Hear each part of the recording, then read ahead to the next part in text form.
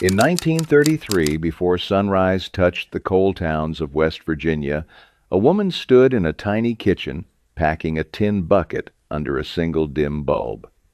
Biscuits wrapped in cloth, something salty, something sweet, if she had enough. Within the hour, her husband would disappear 2,000 feet underground, breathing coal dust and working in darkness for 8 long hours. And that little bucket in his hands? That was the reason he kept going down, and the reason he came back up. This isn't a story about poverty. It's a story about genius, about women who turned pennies, beans, and love into survival. 30 meals, one bucket, 2,000 feet down. Let's begin. Number 30. Lard biscuits with streak.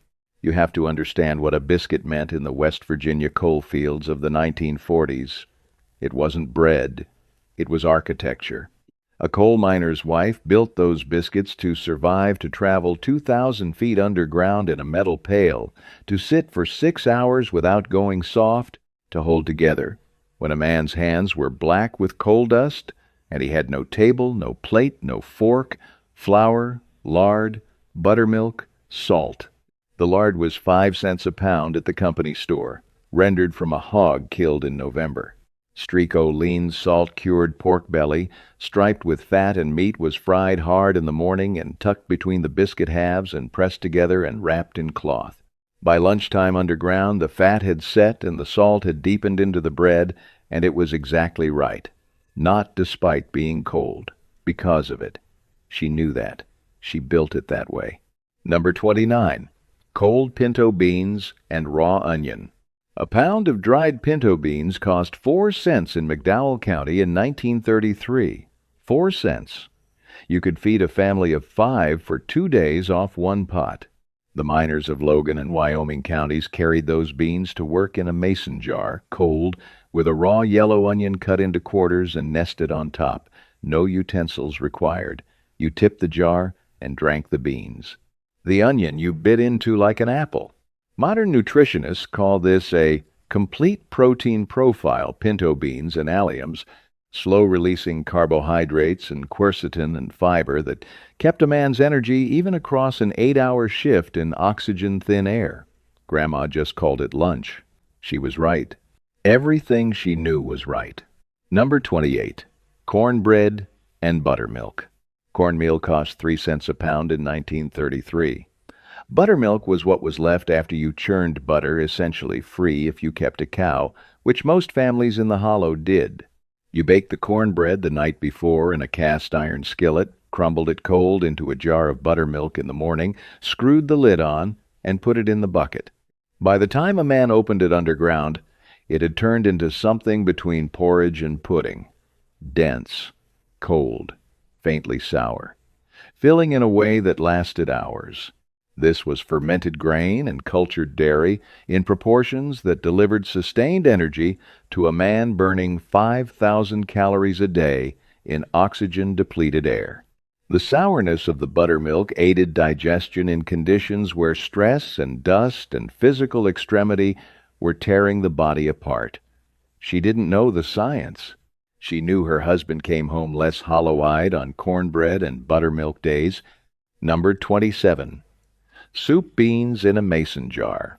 Every Sunday, in the coalfield hollows of southern West Virginia, a pot of pinto beans went on the stove before church and stayed there until bedtime, cooked long and slow with a ham bone and dried onion and enough black pepper to smell from the porch.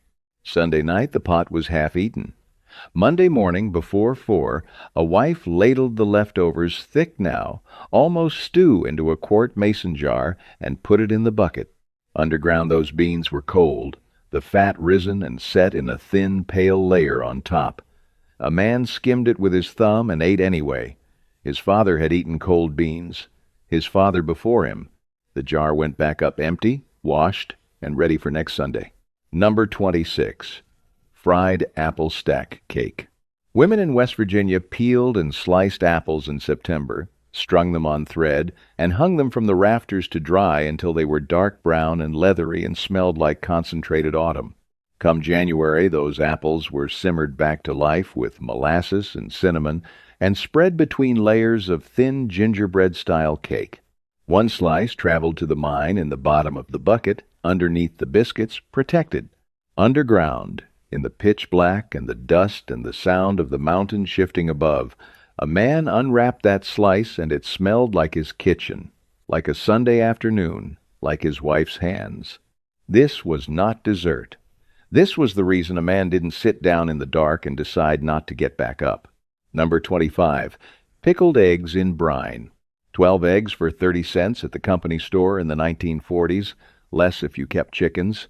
The surplus went into apple cider vinegar brine with salt and a dried pepper, where they lasted weeks without refrigeration.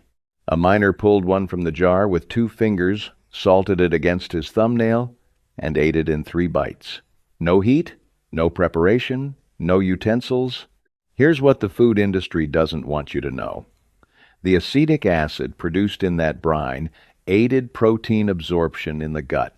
A man eating pickled eggs underground was getting bioavailable protein in a format his body, under extreme physical stress, could actually use. They knew things about preservation and nutrition that we will spend the next 50 years trying to remember. Number 24. Souse meat on white bread. When a hog was killed in November in the West Virginia hollows, nothing was wasted. The ears, snout, jowl scraps, and feet went into a pot and simmered for hours. The meat was pulled, seasoned hard with vinegar and black pepper and sage, packed into a pan, and the bone-rich cooking liquid poured over top. It set overnight. You sliced it cold in the morning and put it on white bread with mustard. Today we call it artisan pork terrine and charge $18 a slice on Brooklyn charcuterie boards. In 1948, a hogshead cost almost nothing, and the women who made this were not artisan charcutiers. They were refusing to waste a single thing their family needed to survive. That is not progress. That is erasure with a price tag attached. Number 23. Molasses and butter on a cold biscuit. Molasses ran 10 cents a quart at the company store in the 1930s. Butter was what you made from the cream skimmed all week. Spread both on a split biscuit, the dark, iron-heavy sweetness of the molasses soaking into the bread, the butter cutting the bitterness, wrap it in paper, tuck it in the top of the bucket. A miner opened it last, when everything else was gone. He ate it slowly. It was the sweetest thing in the pail. Molasses contains iron, calcium, magnesium, and B vitamins in concentrations that refined white sugar has none of. The miners eating molasses biscuits underground were supplementing accidentally, by instinct, against the anemia and bone loss their dangerous profession was slowly inflicting on them. She was right. Everything she knew was right. Number 22. Hard-boiled eggs with a saltpaper. A miner's wife folded a small square of paper-brown grocery bag, newspaper, whatever she had, and poured a pinch of salt into the center and folded the edges in and tucked it into the bucket next to 2 hard-boiled eggs. Underground, her husband cracked an egg against the tunnel wall, peeled it, unfolded the salt paper, and salted the egg directly from the fold. Nothing wasted. Not even the paper, which went back up in the bucket to be used again or burned for heat. In the coal fields of central Appalachia in the 1940s, this was not considered resourcefulness. It was just how things were done, the architecture of a life that had no margin for waste and no patience for anything that didn't serve a clear purpose. Number 21. Shucky beans. Every August, women in the mountain communities of southern West Virginia strung green beans on long threads Number with a 22. needle and hung them from the rafters Polenta. and porch ceilings to dry. By December, they rattled With like braised paper. rabbit. Come winter, you broke upstate. a handful off the string, soaked them overnight, and cooked them for hours with a ham hock until the whole house smelled like summer concentrated into a single pot. The flavor was deeper than fresh beans, earthier, almost smoky. Women had been doing this in these mountains since before anyone alive could remember, before refrigeration, before canning, before the USDA told them what to preserve and how. They used sunlight and air and thread. It worked. It fed families through January and February and March when the garden was frozen and the company store credit was nearly gone. Number 20. Tomato gravy, carried in a jar, canned tomatoes, a spoonful of leftover grease from morning's fatback. Flour stirred in until it darkened, the tomatoes crushed in by hand and cooked down until thick and dark red and deeply savory. Salt and pepper. Into a jar at 5 in the morning, still hot, the lid screwed tight and placed in the bucket. By noon, underground, it was cold. A miner poured it over a biscuit from the other side of the bucket and ate it with his fingers in the dark. Cold tomato gravy on a cold biscuit in a coal seam 50 inches high. It tasted like his kitchen, like the surface of the earth, which he would not see again for another 4 hours. Number 19. Crackling cornbread. When you rendered lard from a hog, what remained in the pan was crackling, small, crisped, intensely flavored pieces of pork skin and meat. You pressed them into cornbread batter. They sank during baking and created a layer of salty, porky, chewy resistance at the base of every slice. The cornbread became denser, more satisfying protein and fat and complex carbohydrate fused into a single object. In the coal camps of eastern Kentucky and southern West Virginia, crackling cornbread traveled underground every day during hog-killing season. It lasted. It held together. It didn't need anything. It was perfect food for an imperfect situation. Grandma just called it cornbread. Number 18. Cold sawmill gravy biscuit. Every morning in the coal camp boarding houses, the cook made sawmill gravy, sausage grease, flour, milk if there was enough, water if there wasn't, stirred hard until it went thick and white. The men ate it hot over biscuits at 4:30 before the shift. But the smart ones asked for an extra biscuit split open, the gravy spooned between the halves, the whole thing pressed together and wrapped in cloth and tucked in the bucket. Underground, that biscuit was cold, and the gravy had set firm between the bread halves. You bit through it, and the fat and flour and ghost of the sausage all came through at once. This was not a cold biscuit. This was a meal re-engineered by 6 hours of transit into something better than it started as. Number 17. Ramp and egg sandwich. Every spring, for about 3 weeks in April, the hillsides of southern West Virginia produced ramps, wild alliums, somewhere between a green onion and garlic, with a smell so aggressive that schools in some West Virginia counties sent children home if they'd eaten them that morning. Miners' families foraged them from the creek hollows the night before. By morning they were sliced and fried in a skillet with scrambled eggs and tucked into bread, wrapped in paper, packed in the bucket. Ramps are one of the most nutrient-dense alliums documented in American botanical research, with higher vitamin C concentrations than domestic onions and antioxidant compounds that strengthen the immune system against respiratory stress. For men breathing coal dust 8 hours a day, this was medicine foraged free from the hillside above their own house. They didn't call it medicine, they called it ramp season. They looked forward to it all winter. Number 16. Peanut butter and molasses. Peanut butter was 17 cents a jar in the West Virginia coal fields in the mid-1940s. Molasses was 10 cents a quart. Spread thick together on 2 slices of homemade bread, they produced something that no one called a performance food, and everyone ate before a shift because it worked. Here's what the food industry doesn't want you to know.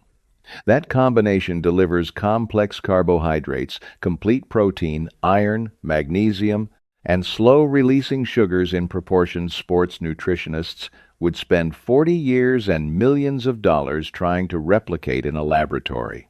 The protein in the peanut butter slowed the absorption of the molasses sugars. The iron in the molasses fought the anemia the coal dust was causing. They knew this, not in those words, but they knew it the way people know things when survival depends on getting it right. Number quindici. Bologna and mustard. 19 cents a pound at the company store in Logan County in 1952. Bologna pressed, seasoned hard, sliced thick. The miners who had enough script credit to buy it called it poor man's steak without irony. It was the best meat many of them saw all week. Slapped between two pieces of store-bought white bread with yellow mustard spread to the edges, wrapped tight, carried in the bottom of the bucket. We sneer at bologna now. It's the food of children and people who've given up according to the same food culture that charges $30 for charcuterie made from the same processed scraps. We traded a miner's honest lunch for a brand story about artisanal anything. That is not progress. That is class contempt with a label redesign. Number 14. Water, gravy, and bread. In the hardest years, the early 1930s, before the Union contracts reached the most remote hollows of McDowell and Wyoming counties, there were weeks when a family had nearly nothing. Water gravy was what you made then. Grease drippings left in the skillet from whatever meat you'd last cooked. Water, a little flour, salt, cooked until it thickened into something with the color and weight of thin porridge and the faint memory of meat poured over bread. This was not a recipe. This was a woman standing in a cold kitchen before dawn, making something from nothing so her husband could go 2,000 feet underground and come back home. The dignity in that act is something no food magazine or cooking show has ever had the honesty to name correctly. She made something from nothing. She did it so he would live. Number 13. Dried apple rings and cracked black walnuts. Black walnut trees grew along every creek bottom and hillside in southern West Virginia. In October, children cracked the hulls with rocks, stained their hands brown for weeks, and picked the meat from the shells by lamplight. The nuts went into cloth sacks alongside dried apple rings from September's processing. Together they traveled underground in a miner's jacket pocket not even in the bucket. A mid-shift snack for the hours after the lunch pail was long emptied. Black walnuts contain the highest protein content of any tree nut native to North America, dense with omega-3 fatty acids and antioxidants. Combined with the sugar and fiber of dried apples, they provided exactly the kind of mid-shift energy correction that kept a man's hands steady and his mind clear in conditions designed to exhaust both. Grandma just called it something to keep in your pocket. She was right. Number 12. Fried fatback between two biscuits. Pure fat, cut from the back of a hog, cured in salt, 22. fried hard in a skillet Polenta. until the edges curled and the kitchen filled with the braised richest rabbit. smell in Go the world. upstate. Pressed between two biscuits. 5 cents a pound, sometimes less if the neighbor up the hollow had extra from their November killing. A coal miner burning 5,000 calories a day underground was not eating too much fat. He was barely eating enough. Fat is 9 calories per gram. Protein and carbohydrates are 4. A man needing maximum physical output across 10 hours in cold, oxygen-thin darkness needed dense caloric fuel that burned slowly and reliably. Fat was that fuel. She knew what her husband needed. She put it in the bucket. Number 11. Pickled corn. Every autumn, past prime corn starchy and tough, past eating stage, went into stoneware crocks with salt and water and fermented for 2 to 3 weeks. What came out was sour and complex, the way fermented things always are. Eaten cold from the jar, kernels by the handful, carried underground in the bucket alongside everything else.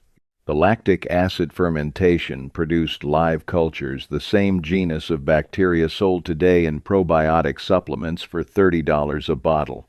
For men breathing coal dust, wood smoke, and chemical explosive fumes every working day of their adult lives, a functional gut microbiome was not a wellness trend.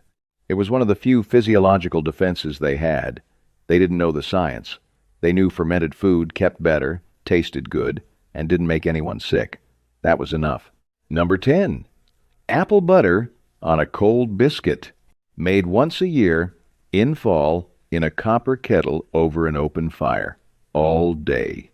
You stirred with a long wooden paddle without stopping, or it burned, adding cider and cinnamon and allspice until the apples reduced to a dark, concentrated paste, the color of good soil.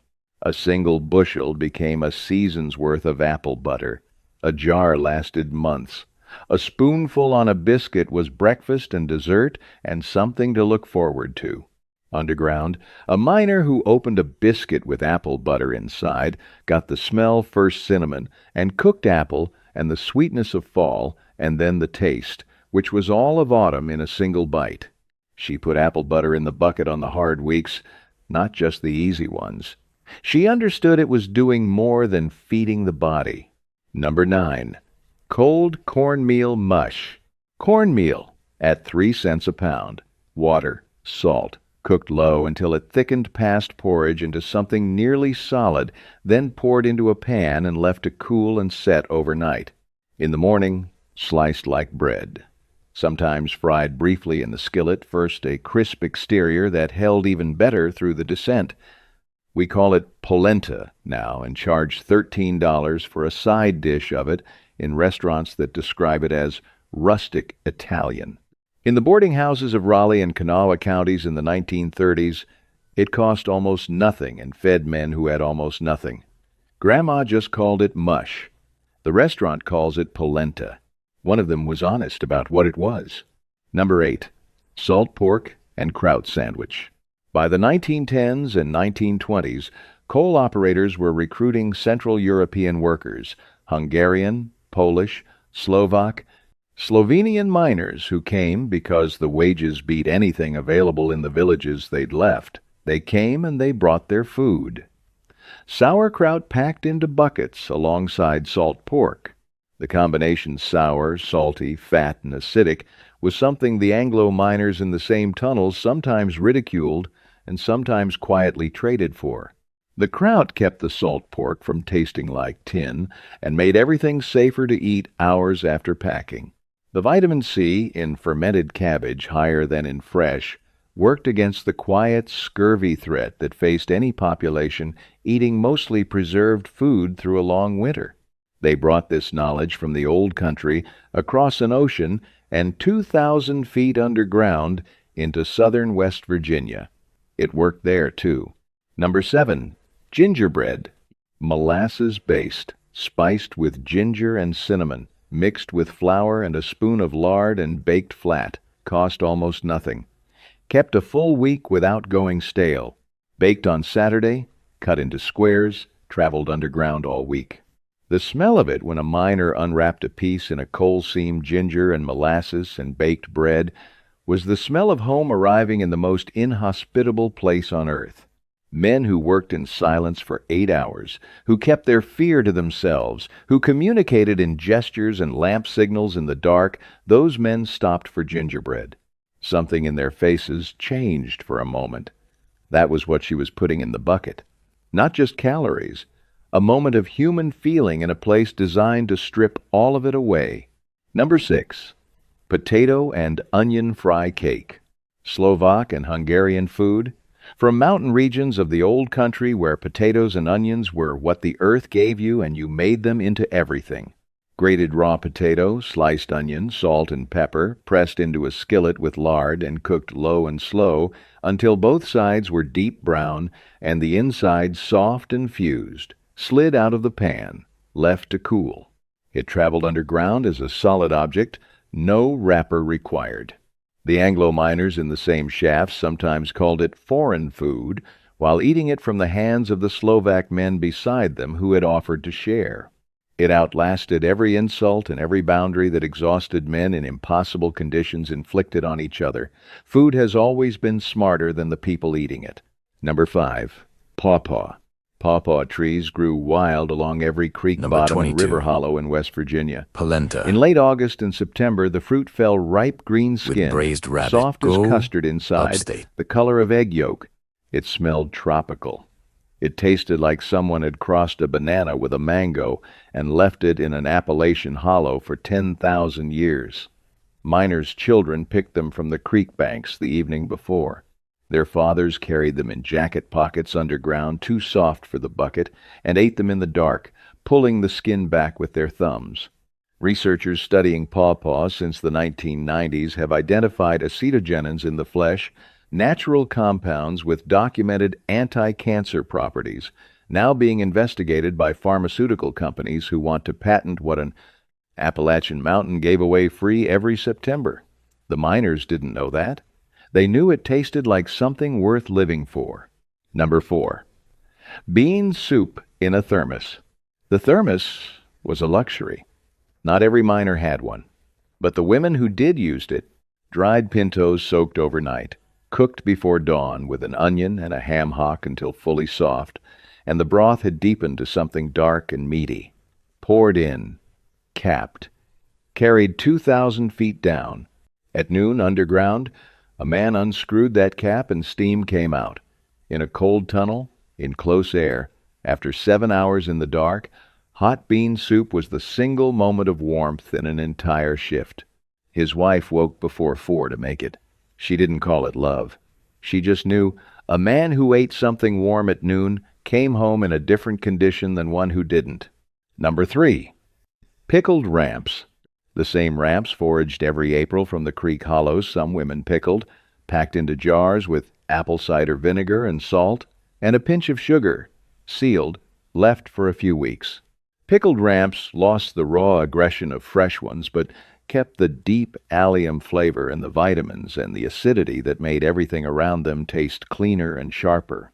A miner who pulled a jar of pickled ramps from his bucket in October, months after ramp season, was eating something that had been alive and wild on a West Virginia hillside in spring and preserved by his wife's hands, through summer and into fall. He was eating time. He was eating a season she had caught in a jar and held for him until he needed it. That is not primitive food preservation. That is love practiced as chemistry. Number 2. The full stack cake. Not one slice. The whole cake sometimes, wrapped in cloth, passed from hand to hand among men who shared a tunnel and a shift and the kind of understanding that only comes from being in danger together. Coal miners ate communally underground. Men from different countries, different languages, different religions, different races.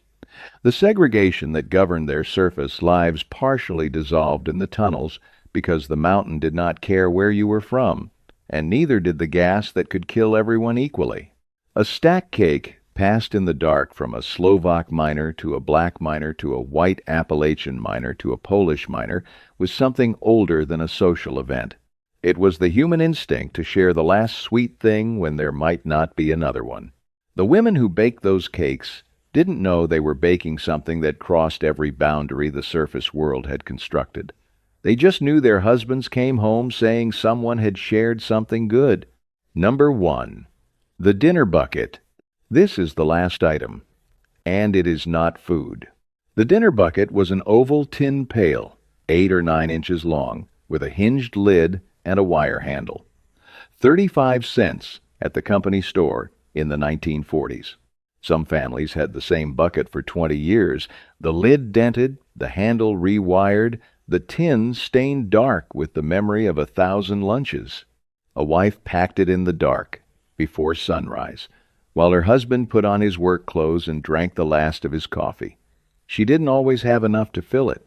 She filled it anyway, soft things protected, liquid things sealed, something sweet near the bottom where it would survive the descent. He took it from her hand at the door. He rode the elevator cage 2,000 feet into the earth. He worked 4 hours and sat down wherever the ceiling allowed and opened the bucket and ate what she had made. Then he closed it, went back to work, rode the cage back up, walked home, and handed the bucket to her. It was empty. That was the whole conversation. Some days, that was the whole marriage. Empty meant alive. Empty meant he had eaten.